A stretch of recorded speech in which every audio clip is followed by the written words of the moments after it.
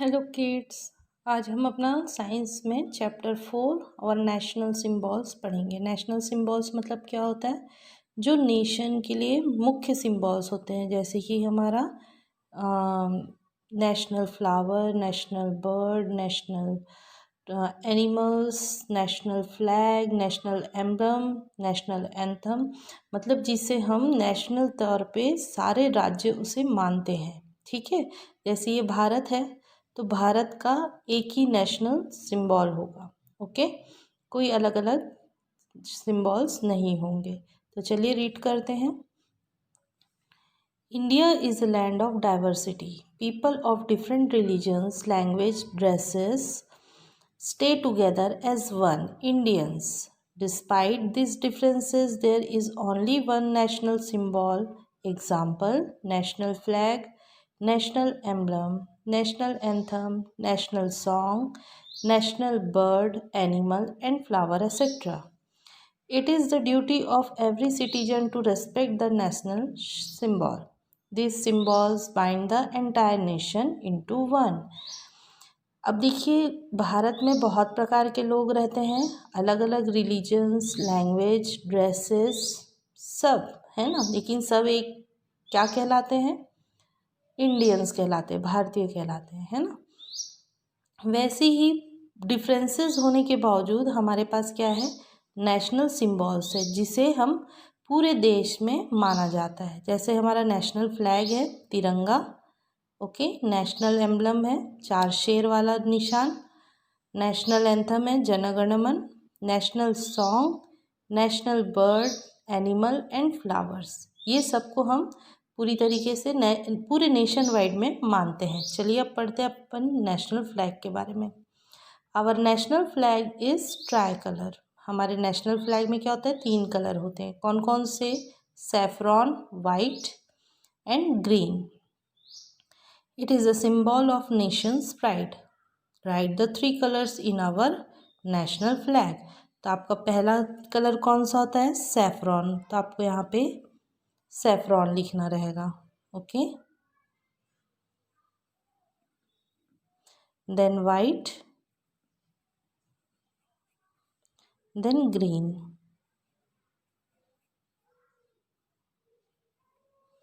Okay. On what occasion is the national flag hosted in our school? कौन कौन से occasion में हम झंडा फहराते हैं? तो हम झंडा कब कब फहराते हैं?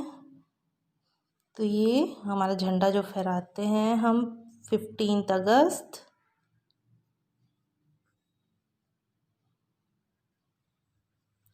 एंड 26 जनवरी।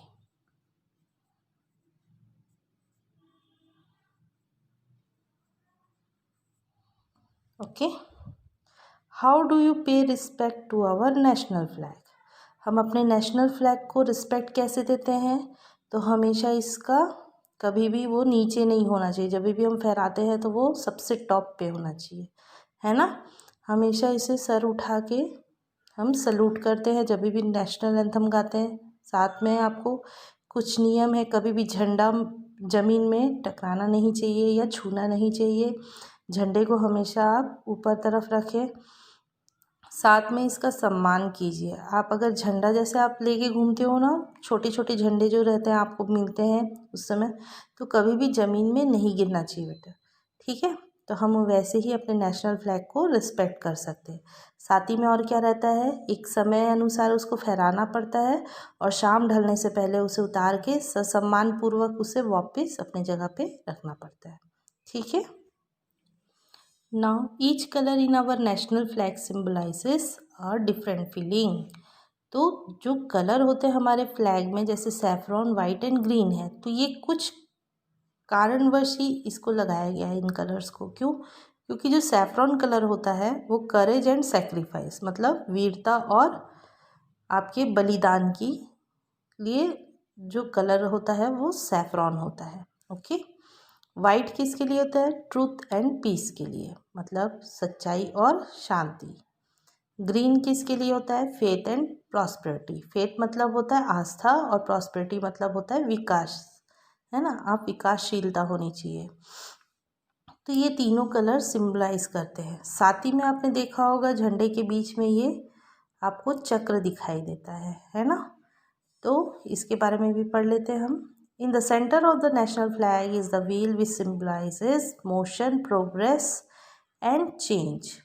ओके, तो ये जो व्हील है वो किसको सिम्बलाइज करता है, मतलब किसका घोतक है? मोशन। मोशन मतलब हमेशा चलते रहना, प्रोग्रेस मतलब उन्नति करना, और चेंज बदलाव। सबसे बड़ा क्या होता है? बदलाव आना, है ना। Count and write the number of spoke in our national flag. तो आपको ये काउंट करना है कितने होते हैं और यहाँ पे लिखना रहेगा, ठीक है। तो ये आपका वर्क है ना। यहाँ पे जो पिक्चर दिया है उसको आपको काउंट करके आपको बताना है कि कितने यहाँ पे लाइन्स हैं, इसके स्पोक्स हैं, और आपको यहाँ पे लिखना है। What is the shape of our national flag. हमारा नेशनल फ्लैग कौन से शेप का होता है? तो आपको शेप्स तो आते हैं, तो आपको वो भी लिखना है। Okay, what is the colour of the upper most strip of our national flag. Upper most strip कौन सा कलर का होता है? तो यहाँ पे लिखा हुआ है, तो आपको यहाँ पे लिखना है। Find out of your elders what are the things one should keep in mind while hosting the national flag. आप जब भी नेशनल फ्लैग होस्ट कर रहे हो, मतलब फहरा रहे हो, तो आपको क्या क्या चीज़ों का ध्यान रखना चाहिए, ठीक है। तो आपका सभी का जो फेस होना चाहिए वो किधर होना चाहिए? नेशनल फ्लैग की ओर होना चाहिए। ओके, आप हमेशा उसे अपने जब भी फहराते हैं तो उसे क्या करते हैं? हाथ में उठा के लाते हैं, इधर उधर झुकाते हुए नहीं लाते हैं, ठीक है। हाथ में एकदम ऊपर तरफ करके ही लाया जाता है उसको, और शाम होने से पहले उसे क्या करना पड़ता है? उतारना पड़ता है ससम्मान पूर्वक। जैसे आप लगाते समय जितनी सावधानी बरतते हैं, उतारते समय भी उतनी सावधानी बरतनी चाहिए। कभी भी ज़मीन पे टच नहीं करना चाहिए नेशनल फ्लैग। चलिए अब पढ़ते हैं आवर नेशनल एम्बलम। तो ये क्या है? आपने अब जो आपके रुपीज़ के नोट हैं या सिक्के हैं उस पर आपने ये देखा होगा 4 शेर, पीछे एक और शेर है। ओके, तो 4 शेर वाला जो है ये हमारा नेशनल एम्बलम है। ओके, तो ये आपको कहाँ मिलेगा? ये अशोक ने बनवाया था। सारनाथ जो आयरन पिलर है, ठीक है, वहाँ पे आयरन पिलर ऑफ सारनाथ, वहाँ पे अशोक द्वारा इसको बनाया गया था। और उसमें क्या लिखा हुआ है? सत्यमेव जयते, है ना, मतलब सत्य की हमेशा जीत होती है। तो चलिए पढ़ते हैं। This is our national emblem. It has taken from the iron pillar of Sarnath built during the time of Ashoka. Below it is written Satyamev Jayate, which means truth shall always triumph. Look at the अब आगे का देख। How many lions are there in our national emblem. तो आपको यहाँ पे 4 डालना है। ओके, 4 लायंस होते हैं। Which sign stand common in our national flag and national emblem. तो कौन सा साइन कॉमन है? तो यहाँ पे देखिए आपका जो व्हील आप बना हुआ है ये एक साइन कॉमन है ना। आपके जो फ्लैग है उसमें भी व्हील रहता है और नेशनल एम्बलम में भी व्हील है। ओके, देखेंगे द चक्रा और wheel. Okay, which 2 animals can you see on both sides of the wheel in the national emblem. अब नेशनल एम्बलम को हम ध्यान से देखेंगे थोड़ा। अब देखिए यहाँ पे नेशनल एम्बलम दिख रहा है आपको, यहाँ पे 4 लायंस हैं। अब देखिए इसको आप ध्यान से देखेंगे तो नेशनल एम्बलम के आपके 4 लाइन्स दिख रहे हैं। साथ में यहाँ पे एक हॉर्स दिख रहा है और आपको यहाँ पे क्या दिखाई दे रहा है? बुल दिखाई दे रहा है। ये जो चक्र है ना, चक्र यहाँ पे आपको दिखाई दे रहा है। ये एक हॉर्स है और यहाँ पे क्या है? बुल है। ओके, क्लियर हो गया आपको, है ना। नेशनल एम्बलम में क्या क्या है? 4 लायंस हैं, बीच में चक्र है, इधर हॉर्स है और इधर बुल है। क्लियर? तो आपको यहाँ पे क्या लिखना है? Which 2 animals? Horse and bull. Okay, where else have you seen the national emblem. आप कहाँ कहाँ देखते हो? रुपी नोट में देखेंगे आप, है ना, कॉइन्स में देखते हैं,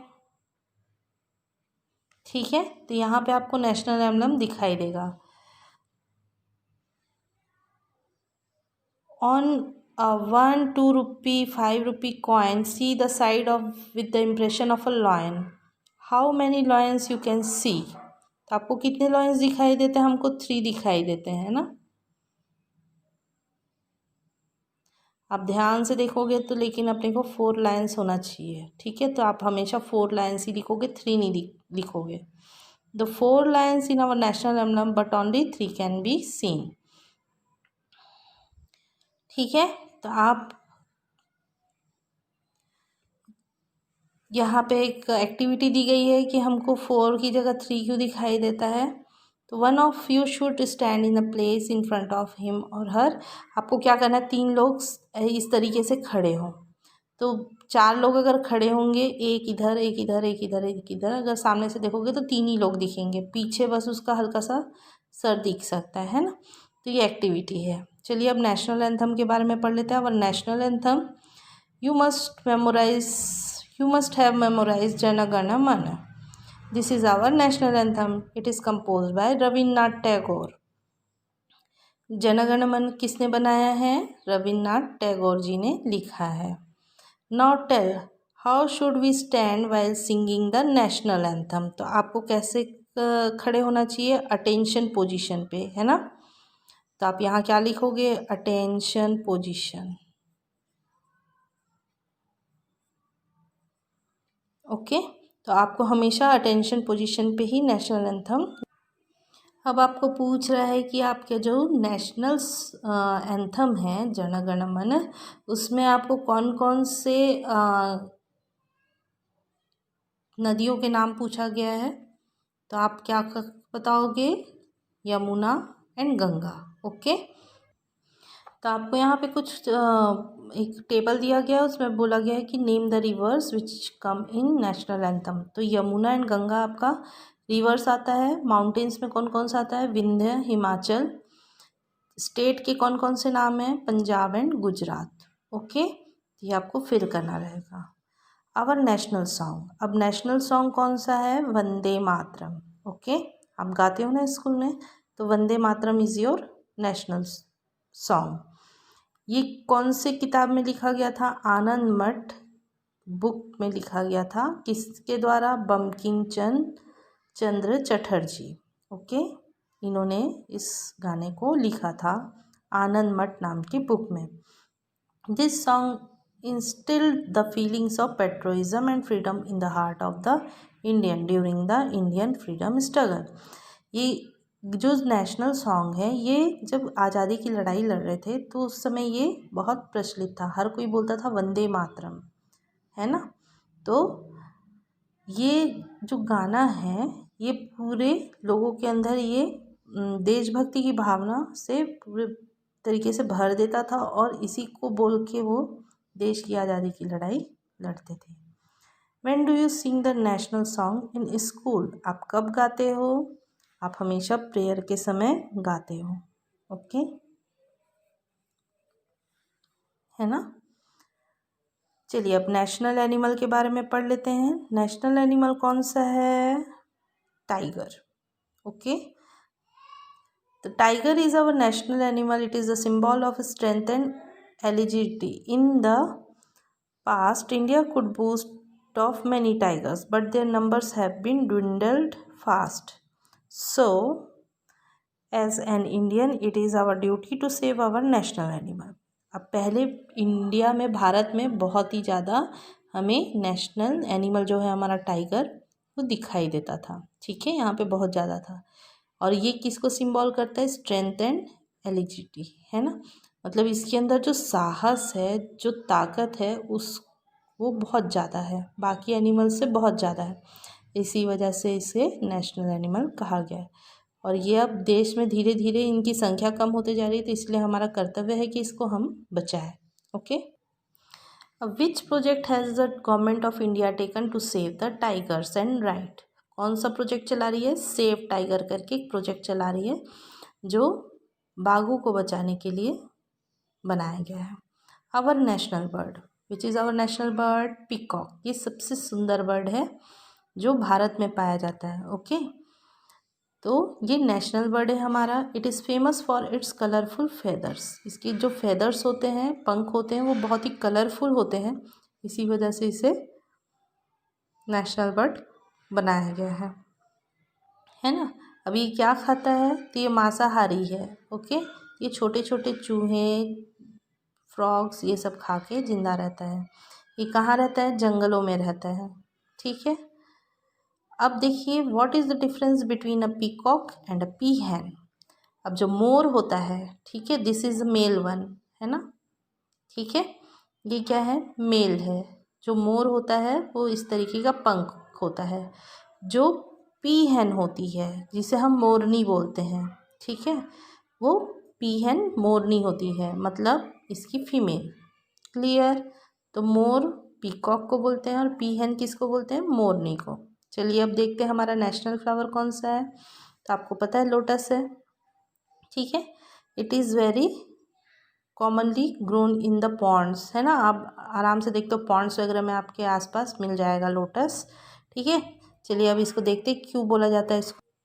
लोटस को नेशनल फ्लावर इसीलिए बोलते हैं क्योंकि इसमें प्योरिटी है ना, प्योरिटी का सिंबल है लोटस, तो इसी वजह से इसको नेशनल फ्लावर बोला गया है।